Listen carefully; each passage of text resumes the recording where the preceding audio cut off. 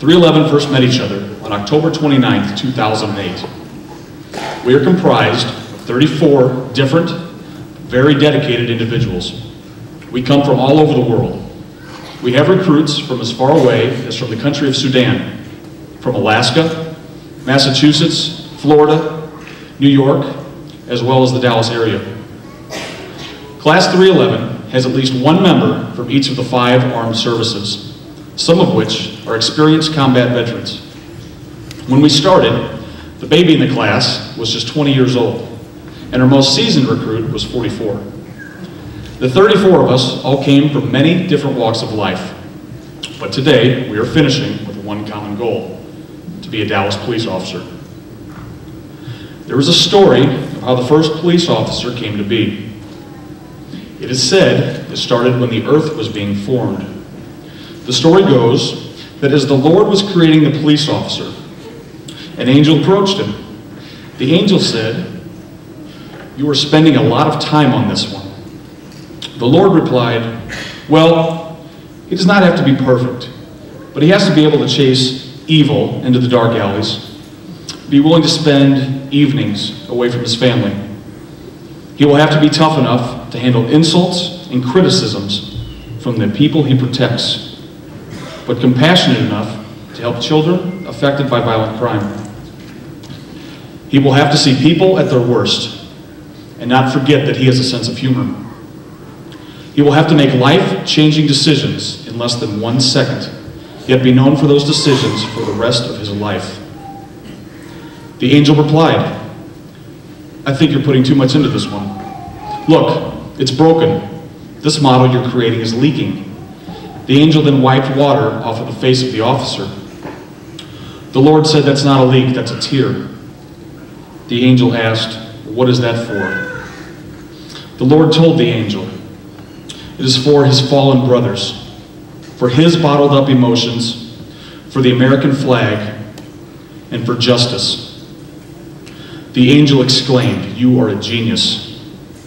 And the Lord looked somber, and he quietly stated, "I didn't put it there." I don't recall the exact moment I knew I wanted to be a police officer, but I do know it was sometime when I was a kid. I think it originated from seeing the marked police cars drive down my street, seeing police saving the day on TV, and reading about the Old West gunslingers in my history books. I recall reading a letter Wyatt Earp once wrote. It stated, quote, "For my handling of the situation at Tombstone, I have no regrets. Were it to be done over again, I would do exactly as I did at that time. If the outlaws and their friends and allies imagined that they could intimidate or exterminate the Earps by a process of assassination and then hide behind the alibis and the technicalities of law, they simply missed their guess." I remember thinking, what a confident and capable person. Earp struck me as someone that I would want to uphold the law, and I wanted to be that same type of individual. We all have different reasons we chose to enter into law enforcement. For some, it is continuing on a family tradition.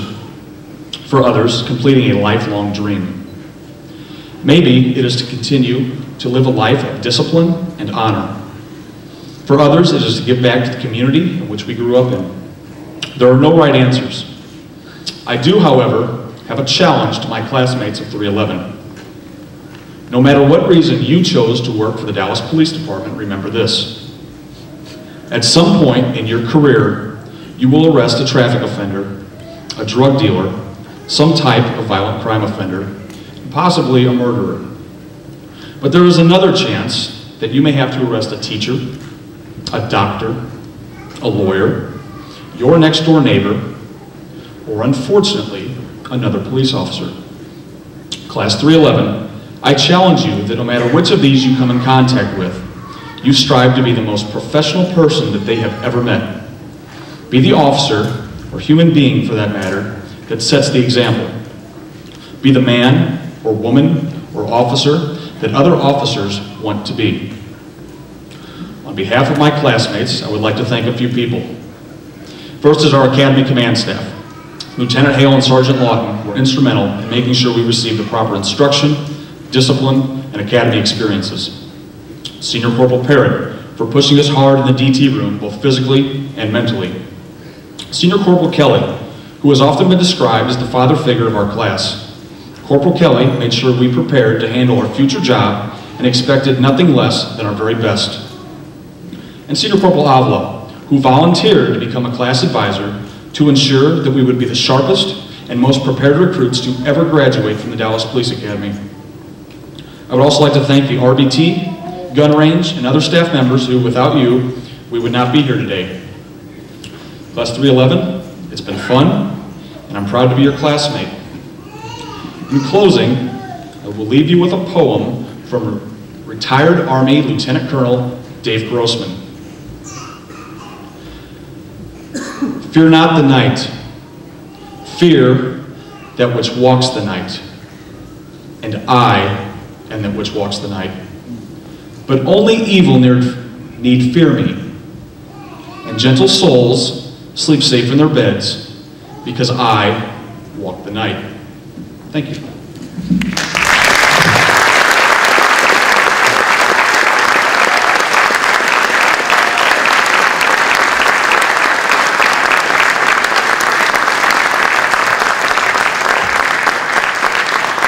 As you see from day one, we tell these recruits we've got to have leadership at every level, from the level in the academy, to the class leaders, to the leaders of our agency, to our city council. And now, Assistant Chief Danny Garcia.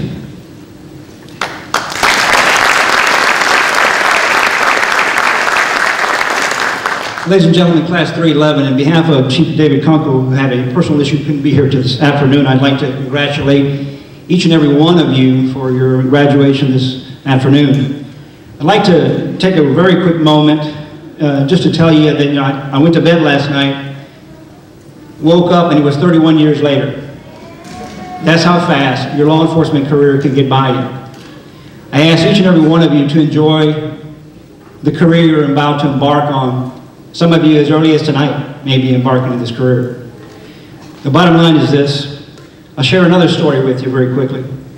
31 years ago, after having graduated from the police academy, and I was out riding with another officer, my father came into town. My father was a truck driver, and he had driven into Dallas, and he was spending a layover in Dallas, and he had told me he was coming in, and I'd made arrangements to meet him during my lunch break while on duty. I went by the hotel to meet him. I dropped off the paperwork, and I remembered I had some other additional items that I wanted to give him so he could take back home. As I went outside, my father asked my partner the one question that many of you may be asking yourselves, and that was this. My father asked my partner, he said, is my son a good police officer? And my partner answered it in this way. He said, Mr. Garcia, your son is a very good police officer. And we have given him the best training, the best equipment, and the best leadership, and the best problem-solving skills that we can afford to give him. And that's what we've done for him. Your son will be fine. I want to assure the family members, once again, that the Dallas Police Department has given your loved ones, these 34 officers in Class 311, the best training, the best equipment, the best leadership, and the best problem-solving skills that they can encounter. And they are prepared to go out there and protect this city. On behalf of the Dallas Police Department, congratulations to each and every one of you. Ladies and gentlemen, it's not the mayor's schedule, Mayor Tom Lepper's schedule. It takes him all over the city. And when he can make these graduation ceremonies, it is absolutely our privilege to have him come up and speak to each and every one of you. So at this moment, I'm going to ask the mayor, Mr. Lepper, if you come up and give us a few words.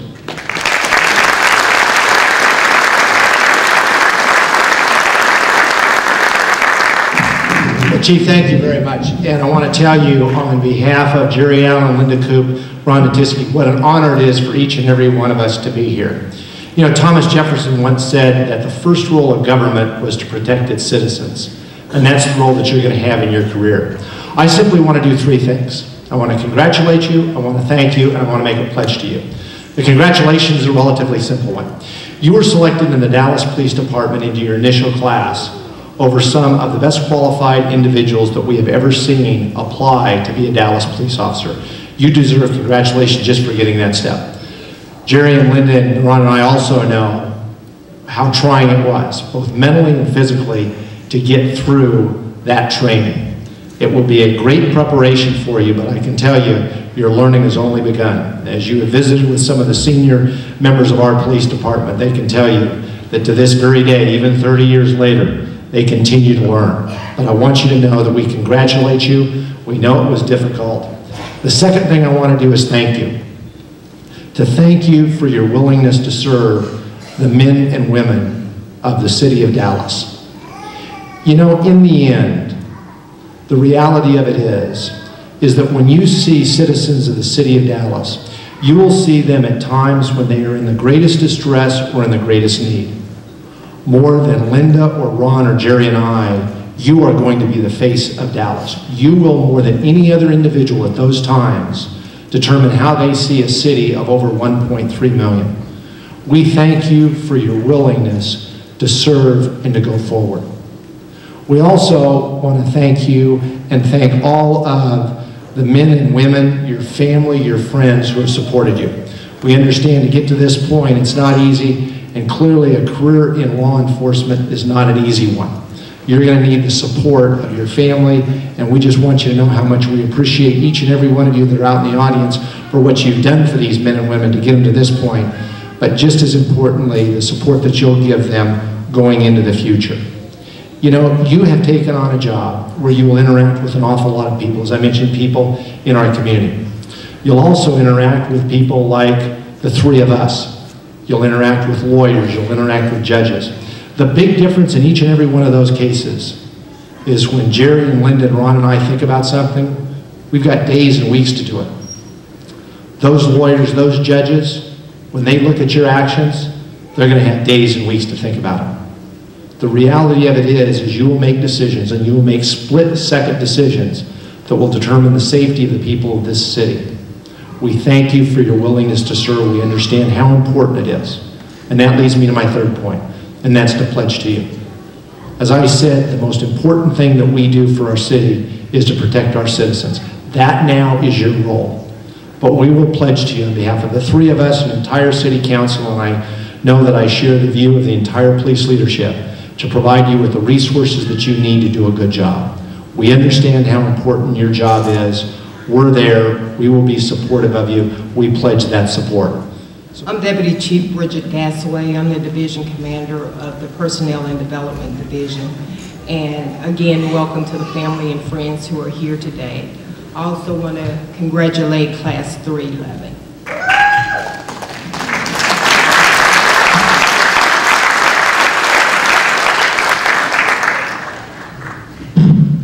I have the honor of introducing the guest speaker for today, Mr. Paul McDonald. Mr. McDonald is the National Law Enforcement Initiative Manager for Mothers Against Drunk Driving, MAD. He is a veteran of 24 years in law enforcement. He retired as a lieutenant of the Wyoming State Highway Patrol in April 2006. After that, he accepted his position with MAD. Mr. McDonald is known as an ardent supporter of MAD, law enforcement, and the fight against impaired driving. Please join me in welcoming Mr. McDonald to the podium.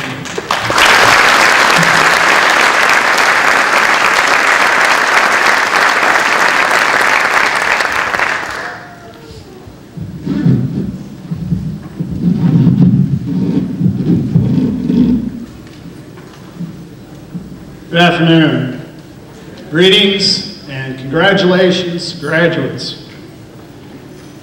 I want to recognize the distinguished visitors here today, the mayor, council persons, and the other distinguished members of the Dallas Police Department, and most particularly the friends and families of these fine ladies and gentlemen. Thank you very much for coming.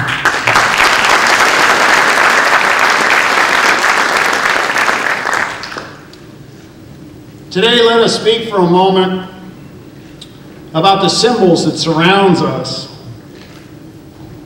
the symbols that's taking place in the lives of these fine men and women.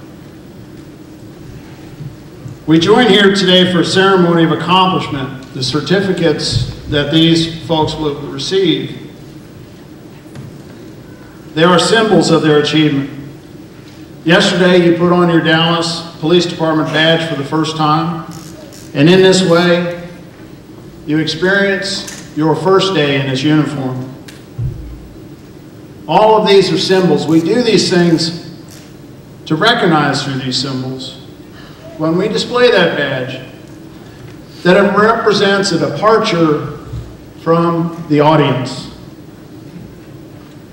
We step out of the grandstand, away from the masses of simple observers, and we place ourselves directly on the playing field of the human experience. Our place is defined by that symbol proudly worn, by the badge received and the authority and responsibility that comes with it. Ladies and gentlemen, a little over 11 years ago, in the latter part of the 1990s, I was a division supervisor with Wyoming Highway Patrol. It was my practice at the time to have a map on the wall of my office. And on that map, I would, during the course of the year, place pins representing where people were killed in traffic collisions. It was my practice that every year in January, I would take down the map, remove the pins, and begin a new one. Those pins were so small, but they were the symbol used to represent so much more. In January 1998, I continued this practice by taking down the map of 1997.